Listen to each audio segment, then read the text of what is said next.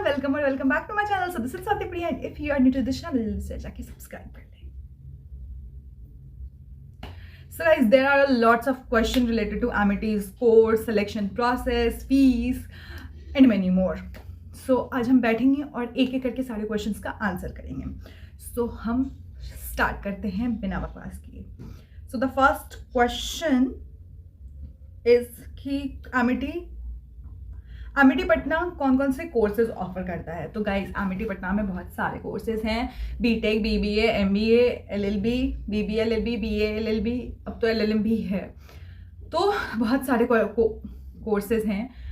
Mass communication, जिसको journalism and mass communication BJMC बोलते हैं शायद, तो वो सब, और बेसिक बीटेक, ये सब तो है. So next question, what is the eligibility for BTech admission? So basically BTech के एडमिशन के लिए आपका 12th पास आउट होने चाहिए. ऑफ कोर्स उसमें कितने परसेंटेज होने चाहिए? 75 और 60% होने चाहिए. 12th का passing marks, I mean percentage, और प्लस 75% होगा तो आपको स्कॉलरशिप ऑफर हो सकती है. BCA एलिजिबिलिटी भी सेम ही है. आप +2 पास होने चाहिए, मतलब +2 होना चाहिए आपका. मिनिमम मार्क्स 50% से होना चाहिए. ठीक है. नेक्स्ट क्वेश्चन है, एलएलबी में कौन कौन से कोर्सेज होने चाहिए. आई गेस इसने पूछा है कि लॉ में कौन कौन से कोर्सेज होते हैं एमिटी में, मतलब जैसे BCom LLB, BBA LLB, BA LLB, ऐसे में. तो लॉ में 3 कोर्सेज हैं एमिटी यूनिवर्सिटी में. सबसे फर्स्ट है BBA LLB, BA LLB, and then normal LLB जो 3 इयर्स का होता है, और अब एलएलएम भी ऐड हो गया है. नेक्स्ट क्वेश्चन, फी से रिलेटेड मैंने आप लोगों को कितनी बार बताया है यार. बीबीए एलएलबी और बीए एलएलबी की अप्रॉक्स फी है 7 पॉइंट समथिंग लाख पूरे 5 साल का. देन है कि एडमिशन का प्रोसेस क्या है. तो एडमिशन का प्रोसेस बहुत सिंपल है. आपको एडमिशन फॉर्म फिल करना पड़ता है, एंड देन आपको एंट्रेंस, अब तो शायद एंट्रेंस नहीं होता, तो आपको इंटरव्यू के लिए कॉल आएगा, आपको इंटरव्यू क्लियर करना है, and then you get admission. Simple. Next है स्कॉलरशिप. देखो, मैंने एक वीडियो बनाई है प्रॉपर लॉन्ग फॉर्मेट में, जिसमें आपको हर चीज़ बताई गई है. तो आप वो वीडियो जाके देख सकते हो, मैं डिस्क्रिप्शन में डाल दूंगी उसका लिंक. बट अगर अभी मैं आपको बताऊं कि स्कॉलरशिप 75% से अगर आपका परसेंटेज अबव हो तो आपको स्कॉलरशिप मिलने के चांसेस हैं. यार मैं भूल गई, मैं श्योर नहीं हूँ कि 75% है या 80-90 समथिंग. आप उसमें वीडियो में जाके देख लेना, ठीक है. बट आई गेस 75% ही है. देन नेक्स्ट क्वेश्चन है, is college life at Amity university Patna very strict? नहीं भाई, इतना भी स्ट्रिक्ट नहीं है. बट हाँ, थोड़ा है कि अगर आप एक बार कॉलेज में एंटर करते हो तो आपको फिर बीच क्लास में निकलने नहीं दिया जाता है. उसके लिए आपको गेट पास बनवाना पड़ता है. आप बंक नहीं कर सकते हो बेसिकली. और तो ऐसा कुछ स्ट्रिक्ट रूल नहीं है. हाँ, यूनिफॉर्म में आना है, ये स्ट्रिक्ट है. एक बस फ्राइडे को आप कैजुअल में आ सकते हो, और 75% अटेंडेंस, ये तो हर कॉलेज में ही मैंडेटरी होता है. तो ये है.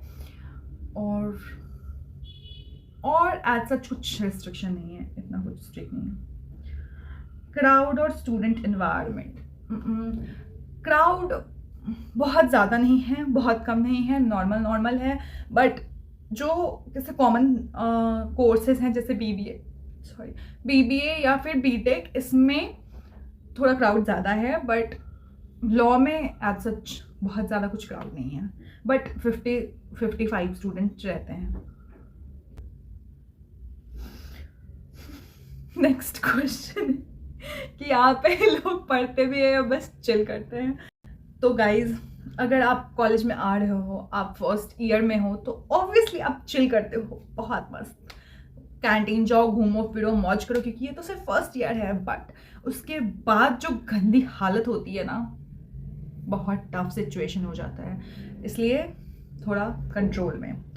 और मतलब लोग, क्या बताऊं यार, पढ़ने का ट्राई करते हैं बट उनसे हो नहीं पाता है, क्योंकि वो घूमने में मन लगा देते हैं. बट अगर बच्चे पढ़ना चाहें तो पढ़ लेते हैं. हॉस्टल एमिटी का देखो, वो एमिटी का हॉस्टल बहुत कंजस्टेड है।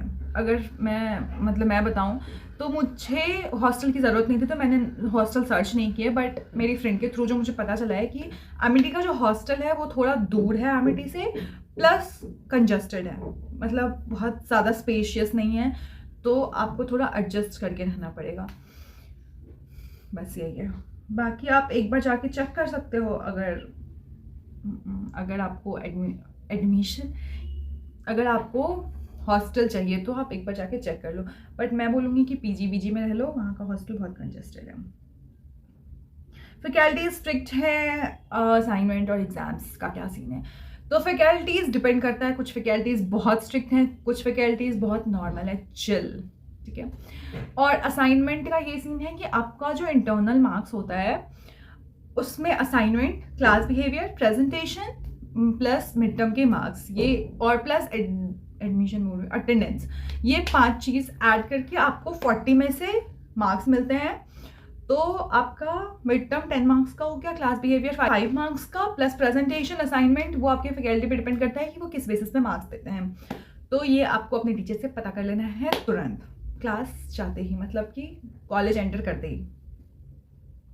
रैगिंग नहीं होती है एमिटी में, नहीं होती है, मतलब एंटी रैगिंग आपको वो एफिडेविट साइन करना पड़ता है, तो नहीं होती है। प्लेसमेंट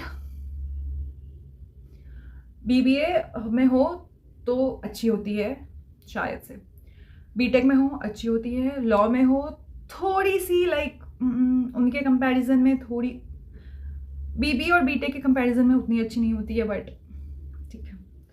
आपको अगर तुरंत जॉब चाहिए तो काम चलाने के लिए ठीक ठाक जॉब मिल जाती है। कैंटीन है, यस कैंटीन है एमिटी में।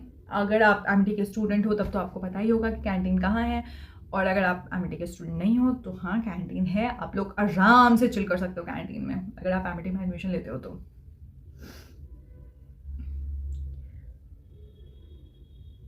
यार बहुत सारे क्वेश्चन थे, खो गए। हाँ, किसी ने ये भी पूछा था कि बीसीए के एडमिशन के लिए सीमेज, पता नहीं वो मुझे मिल नहीं रहा है, बट सीमेज अच्छा रहेगा, सीमेज ही बोलते हैं उस यूनिवर्सिटी को शायद, मुझे आइडिया नहीं है उस यूनिवर्सिटी का, क्योंकि मुझे बीसीए नहीं करना था, तो ऑब्वियसली मैं पता करके क्या करती हूँ, मुझे एनएलयूज का पता है, तो वो अच्छा रहेगा या फिर एमिटी अच्छा रहेगा। तो देखो आप कैसा डिमांड कर रहे हो, आपको कैसा इन्वायरमेंट चाहिए, आपको प्लेसमेंट कैसा चाहिए, उसके बेसिस पे डिपेंड करता है कि आपको एमिटी जाना चाहिए या सीमेज ही होता है, हाँ, तो आपको वहाँ जाना चाहिए, क्योंकि एमिटी बिहार में एडमिशन लो तो एमिटी अच्छा है यार, प्लेसमेंट भी अच्छी खासी मिल जाती है, मतलब ठीक ठाक। बिहार में कैसी प्लेसमेंट मिलेगी तो उसके अकॉर्डिंग मिल जाती है। बाकी अगर आप बहुत अच्छा चाहो एमिटी नोएडा जैसा, तो वैसा तो इम्पॉसिबल है। बस फिलहाल तो इतने ही क्वेश्चंस हैं, बाकी और मुझे कल फिर से मैं ढूंढती हूँ, क्योंकि मैंने भी मतलब जल्दी में वीडियो बनाया है, तो मुझे लगा था कि चलो बना लेते हैं, अगर इतने क्वेश्चंस आ गए हैं तो फिर एक एक का रिप्लाई करना बहुत टफ हो जाता है, सो एक वीडियो में मैंने सबका रिप्लाई कर दिया। और जिनका भी रिप्लाई नहीं आया है तो प्लीज़ आप वापस से क्वेश्चन कर लीजिए, क्योंकि वो बहुत पीछे चला गया होगा, मैं सारी वीडियोज़ बहुत टफ हो जाता है सारी वीडियोज़ का कॉमेंट ढूंढना, तो आप लोग फिर से वापस से कमेंट कर दो, तो मैं देख लूँगी, फिर मैं नेक्स्ट वीडियो में वो सारे क्वेश्चंस का आंसर करूँगी। तो या that is it for today's video. I just hope आप लोगों को अच्छा लगा हो, एंड अगर आप लोगों को अच्छा लगा हो तो please let me know in the comment section. अगर कोई क्वेरीज हो तो प्लीज़ वो भी कमेंट में पूछो। और बस फिलहाल के लिए यही कि बाय, ओके बाय। अब हम आपसे नेक्स्ट वीडियो में मिलते हैं, till then tata bye bye, good